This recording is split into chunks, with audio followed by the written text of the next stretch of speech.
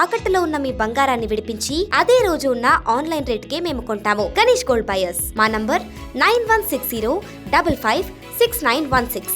నూతనంగా నియమితులైనటువంటి డీజీపీ శివధర్ రెడ్డి గారికి మా ఓకే టీవీ తరపున అండ్ అదే రకంగా తెలంగాణ ప్రజల తరపున మరి శుభాకాంక్షలు తెలియజేస్తూ ఉన్నాము. అండ్ ఇంటెలిజెన్స్లో ఉన్నప్పుడు, ఇంటెలిజెన్స్ ఐజీగా ఉన్నప్పుడు కూడా మీరు అంటే ఎంతో అద్భుతంగా మీ పనితీరును ప్రదర్శించడం జరిగింది. కాకపోతే కొన్ని విషయాలు అంటే మీకు తెలుసు, బట్ ముఖ్యమంత్రి గారికి ప్రజలు ఏమనుకుంటున్నారో అండ్ ప్రజలు ఏ రకంగా ఫీల్ అవుతున్నారో అండ్ అలాగే రేవంత్ రెడ్డి గారి బ్రదర్స్ ఏ రకంగా అన్ని సబ్జెక్ట్స్లో ఇన్వాల్వ్ అవుతున్నారో, రోహిన్ రెడ్డితో సహా ఎవరెవరు ఏం చేస్తున్నారు, ఇవన్నీ కూడా మీ మీద మీరు నిఘా పెట్టినప్పటికీ మరి దాంట్లో ఎటువంటి మార్పులు అయితే కలగలేదు. కానీ వాస్తవాలను వెలికి తీసి ప్రజలకు అనుగుణంగా ప్రజాక్షేమం గురించి ప్రజల కోసం అనునిత్యం ప్రజల పక్షాన మాట్లాడేటువంటి సోషల్ మీడియా కావచ్చు, యూట్యూబ్ ఛానల్స్ పట్ల మీరు అంటే ఏమంటున్నాము, ఎందుకంటే నిన్న మీ ప్రెస్ మీట్ చూడడం జరిగింది.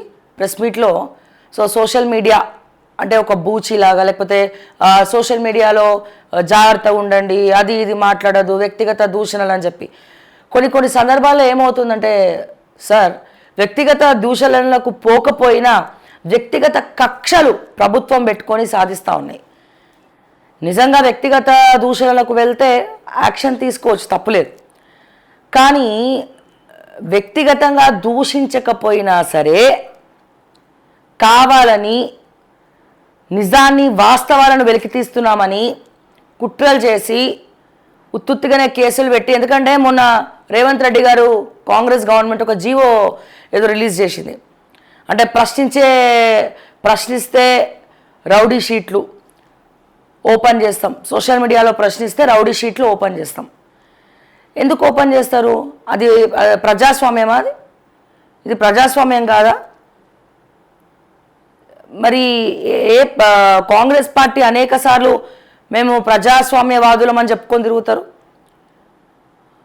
ప్రశ్నించడము మన దేశ పౌరుడిగా మొదటి హక్కు.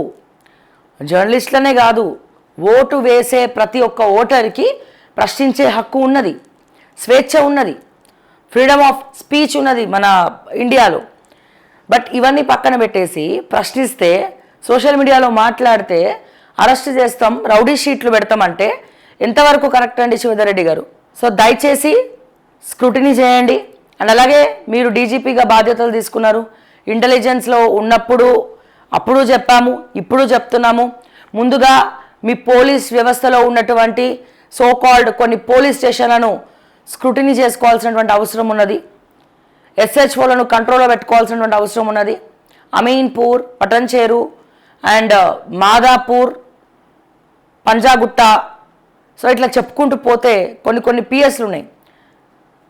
అండ్ హైదరాబాద్, రంగారెడ్డి ట్విన్ సిటీస్లో భాగంగా సెటిల్మెంటల్ కేర్ ఆఫ్ అడ్రస్గా ఎస్హెచ్ఓలు చేస్తూ ఉన్నారు. సెటిల్మెంట్లు కేర్ ఆఫ్ అడ్రస్గా. ఇంకా ముఖ్యంగా మనం మాట్లాడుకోవాలి అంటే, అరే ఇక్కడ డ్రగ్స్ మహారాష్ట్ర పోలీసులు వచ్చి హైదరాబాదులో 20,000 కోట్ల విలువ చేసే డ్రగ్స్ పట్టించారు అంటే ఇది తెలంగాణ పోలీసులకి అవమానకరమే కదా.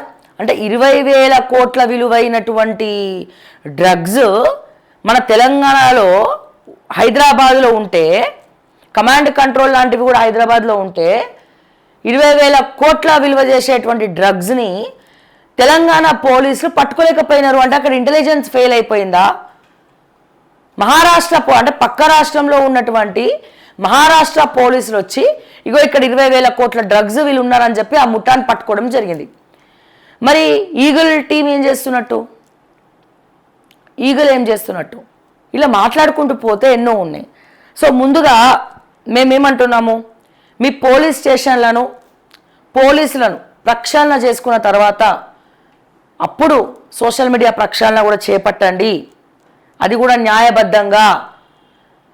న్యాయబద్ధంగా, అంతేగాని ప్రశ్నిస్తే రౌడీ షీట్లు వేస్తాం, ఇవన్నీ కరెక్ట్ కాదు అని చెప్పి మరొక్కసారి రిక్వెస్టెడ్గా మన డీజీపీ శివధర్ రెడ్డి గారికి తెలియజేస్తూ తెలంగాణ నూతనంగా ఉన్నటువంటి శివధర్ రెడ్డి గారికి మరొకసారి హృదయపూర్వక నమస్కారాలు తెలియజేస్తూ ఉన్నాము.